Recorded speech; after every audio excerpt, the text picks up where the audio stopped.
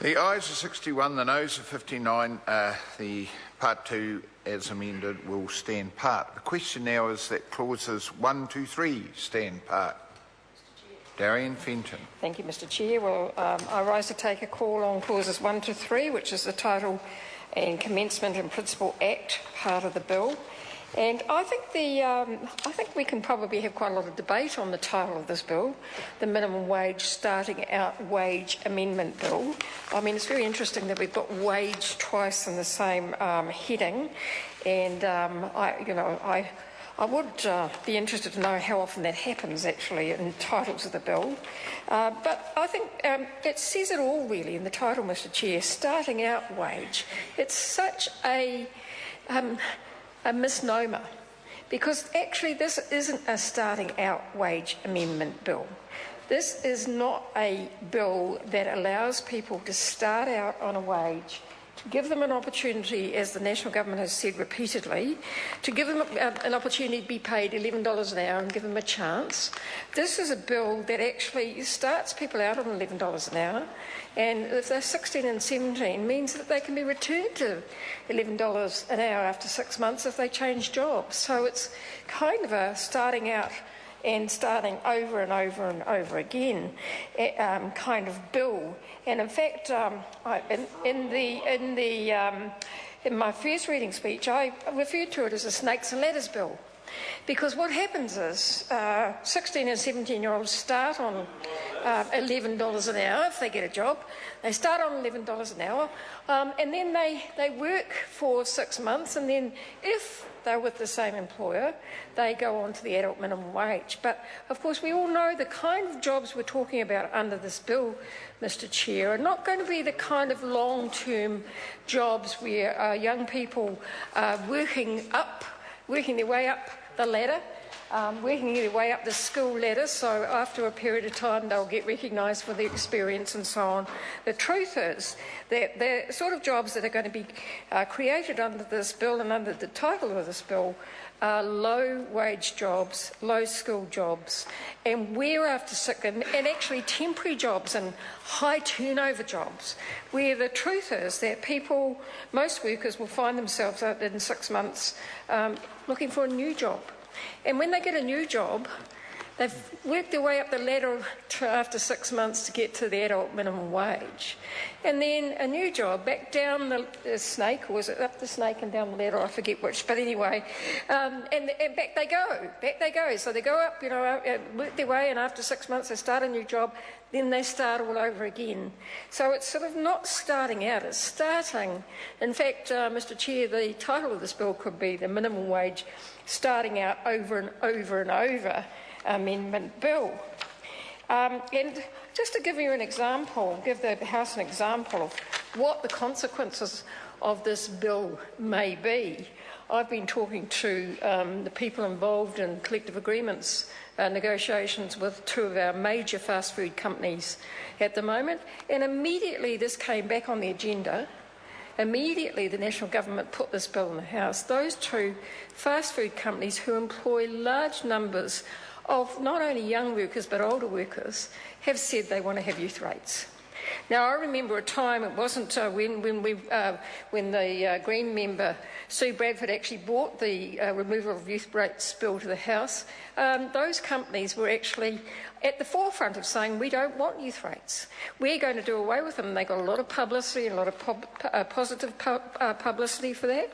But now they've got the opportunity, they're going to have the opportunity because of this government to reintroduce youth rates. Now, what I can tell you is things have moved on during those years since those 2 major food companies, fast food companies, first introduced adult rates for everybody, and actually it's become a lot more unionised, and what I'm told is that there will be a pushback from the workers. So this isn't going to go quietly. People that work, workers that work in those fast food companies, thousands of them, are not going to quietly accept an agreement with their employer that allows the reintroduction of youth rates. Having fought for it those few years ago, they're not going to easily give up on it.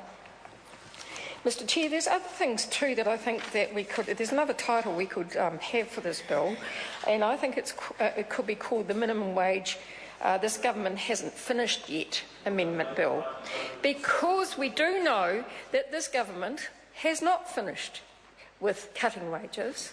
Now, we know from the regulatory, Mr Chair. Darian Fenton. Thank you. From the regulatory impact statement that Treasury was suggested that there may be other so-called disadvantaged workers who could be eligible, you know, the language of this bill is horrendous, eligible, actually who could be forced onto youth rates. But we also, what we know about this government is that they have an agenda that goes way beyond just cutting the pay of young workers. And we're expecting to see, any time with a new bright young Minister of Labour that everybody was praising from the other side, we're expecting to see in this House in the next month or two some draconian legislation around employment relations that will not only cut the wages of young people, but it will cut the wages of many thousands of New Zealanders.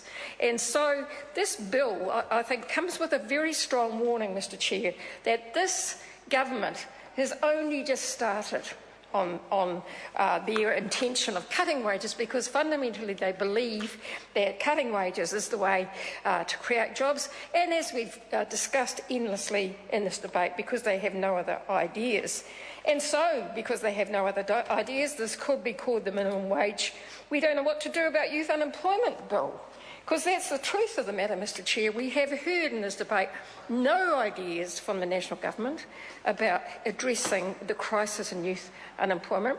We've heard plenty of ideas from speakers on this side of the House about Labour's ideas for addressing youth unemployment, but we've heard nothing except this narrative that we've referred to before, which is somehow if you cut wages, young people are going to be so grateful, and employers are going to invent jobs that don't exist because they can pay them nearly $3 an hour less. So I think what this whole debate is demonstrating is we have a crisis in youth unemployment, we have a government that has no idea how to address it, and they're reverting to the very old-fashioned ideas of last century, to ideas that we know have failed, and reverting to those ideas and hoping that they're going to make a difference. We know they won't. And so also, I think, Mr Chair, some of the dialogue and some of the contributions we've heard from the National Party members tonight and other parts of the debate is this whole idea that young people are just sitting out there waiting for someone to offer them a job, and because the wages are going to be cut by $3 an hour, nearly $3 an hour, they're going to suddenly get a job that doesn't exist. There's going to be work created that doesn't exist, and so they should be grateful. Actually, they should be really grateful to this government that they're creating jobs that don't exist. So we could call this the minimum wage grateful for any job amendment bill. And we know, and I think the information on the regulatory impact statement, the information from the Department of Labour, what are we called now? They're guessing. They said very clearly that they cannot tell. They do not have the information to be able to measure the impact of this, and that goes to the heart of the Labour Party's concerns, is we are introducing a measure that will have an impact on 16, 17, 18 and 19-year-olds, and this government doesn't know the impact of that. They don't know whether it's a good impact or whether it's going to have any benefit. What we do know is that Moby says it will create about between 400 and 1,000 jobs, but that's before they take into account the impact of displacement of older workers. So there's no, it's crazy stuff. It's really crazy stuff. And so, Mr Chair, my last contribution in terms of what this bill could be called is that it could be called the minimum wage. How low can you go? We heard a very good contribution from Phil Twyford before the dinner break about all of the other examples of so-called workers throughout New Zealand, disabled workers, people that work in small parts of the town, people that work in Northland and so on, who you could make an argument for that you could cut their wages to create employment. Now, the problem with that is that is a race to the bottom. That is a race towards getting back to the kind of conditions that we had in the 19th century in this country. Now, I really don't believe Mike Sabin and others in this House think that's the right thing to do. They need to get real and understand that this idea that this young people can voluntarily agree to a youth rate is madness, because it's simply not going to happen. This bill will not deliver. Kamal Bakshi. I move the question be now put. The question is, the question be now put. Mr. Chairman. Those of that opinion will say aye. Contrary, no. Ayes have it. Party vote. The clerk will conduct a party vote.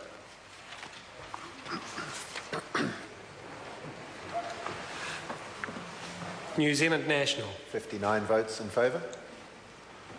New Zealand Labour. 34 votes opposed. That's it. Green Party. 14 votes opposed. New Zealand First. 7 votes opposed. Māori Party. 2 votes in favour. Mana. 1 vote opposed. Act New Zealand. Sorry, beg your pardon. 1 vote in favour. United Future. 1 vote in favour. Brendan Horan. 1 vote opposed. Any other votes?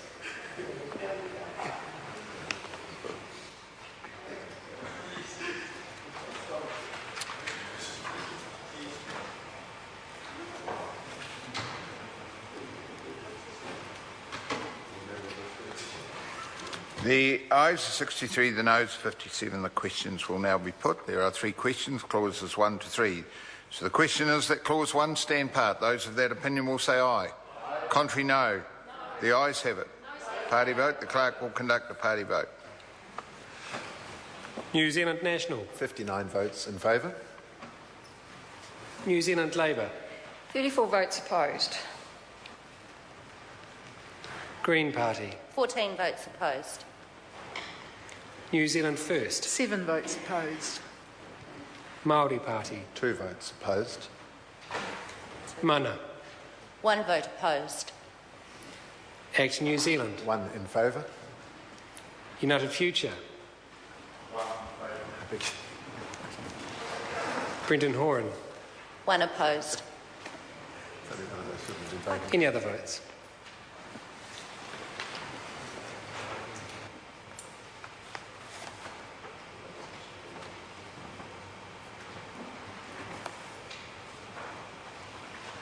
Ayes 61, noes 59. Clause 1 will stand part. The question now is that clause 2 stand part.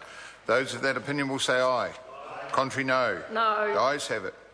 Party vote. The clerk will conduct a party vote. New Zealand National.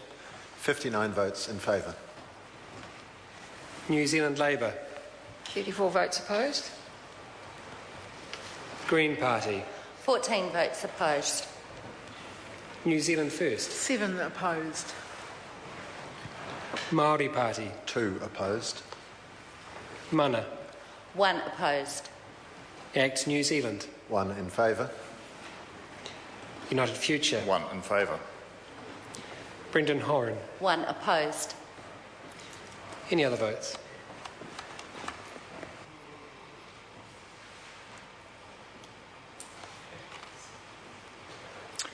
Ayes 61, noes 59. Clause 2 will stand part. The question now is that clause 3 stand part. Those of that opinion will say aye. Contrary, no. The ayes have it. Party vote. The clerk will conduct a party vote. New Zealand National. 59 votes in favour. New Zealand Labour. 34 votes opposed. Green Party. 14 votes opposed. New Zealand First. 7 votes opposed. Māori Party. 2 votes opposed. Mana. 1 vote opposed. Act New Zealand. 1 in favour. United Future. 1 in favour. Brendan Horan. 1 opposed. Any other votes?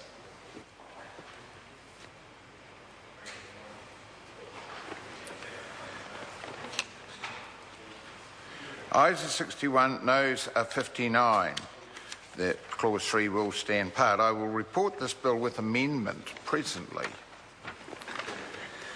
Members, we now turn to the student loan scheme.